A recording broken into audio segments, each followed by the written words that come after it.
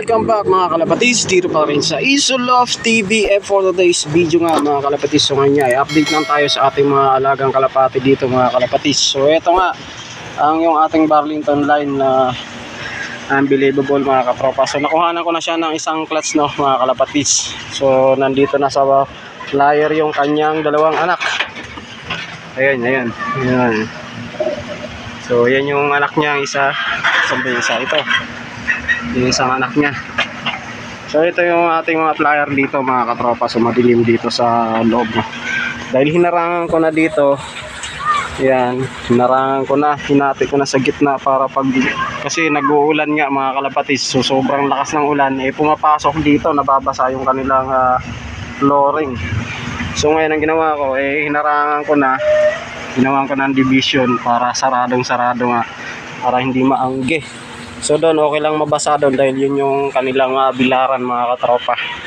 Ayan, dyan sila nagbibilad. Kahit mabasa dyan okay lang. So dito pagka umuulan sinasara ko po dito mga katropa. Wala silang hindi sila makapunta doon.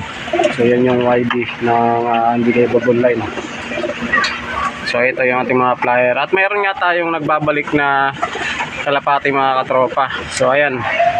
So naalala ko na ang bitaw nitong huli ay Naga Camarinesor mga katropang kalapati. So second lap ng derby pala to mga katropa. Yung huling hagis nito yung si Tiger. Ayan, nasa loob. So yan yung butas yung dibdib na tinahay natin nung training pa lang. Nabutas na yung dibdib niya.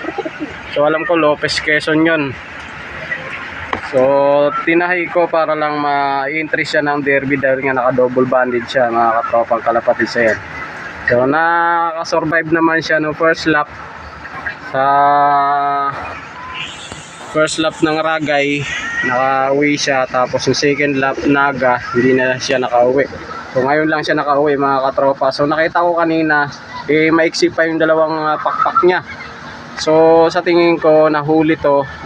Tapos binunutan agad ng pakpak kaya medyo tumagal yung kanyang pag-uwi. Halos 3 buwan na yata mga katropang kalapatis bago siya nakauwi. Ayan siya. So medyo okay naman yung katawan niya. So re-recover natin. Baka mailaro natin siya ngayong norte. Ayan. Ito yung ating mga pang-NDR. Ito. So halo na to dito yung mga pang-south natin sa NHPC. Ito pang-south yan.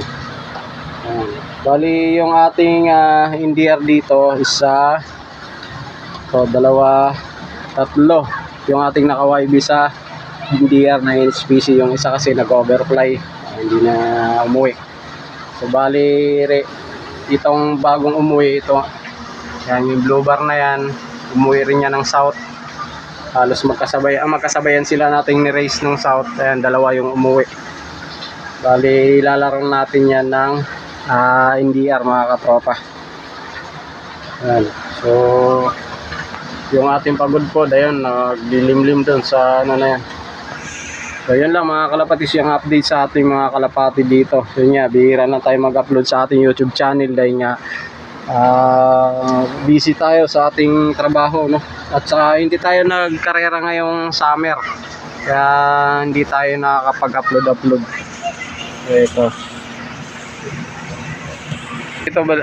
Ito balik tayo sa ating breeder. So, yung wala na tayong breeder doon sa baba no, breederan natin. Nilipat na natin dito sa taas. Ayan.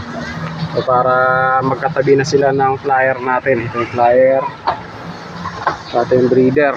So mayroon na tayong dalawang inakay dito. Ito yung HBR na nakakuras sa Vandenbroek.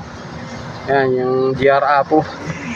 Meron ng dalawang YB dito, so available to. Pwede nang singsingan sa mga gustong ano. Ayan. Singsingan nyo na. Pwede yan pang makahabol sa south o kaya summer. Ayan. Saka dito naglilimlim yung ating dalawang ano dito. Of color din. Ayan. So hindi pa namimisa. So meron dalawang itlog. Ayan mga kalapatis. So dito, bala ko dito ipares yung ating pagudpod. Yan, si una bala ko yung ipares dito.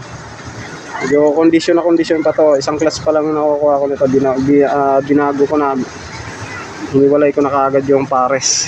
Kasi nga bala ko siyang ipares sa pagudpod ko. Ayan, para paghahanda sa summer race. Balak nating magpasukat sa BBCM at doon tayo magsusubok sa paglalaro. Nakukuha tayo ng ring ng BBCM mga katropa. So yun lang mga kalapatis, ang update sa ating mga kalapate dito sa Isolof TV. Ayan, sa mga hindi pa po nakasubscribe sa ating YouTube channel, pa-subscribe na po. At i-like and share na rin po. At sa ating FB page, sa ating Facebook page Reels, sana ay makipalo na rin po. Maraming salamat. Thank you.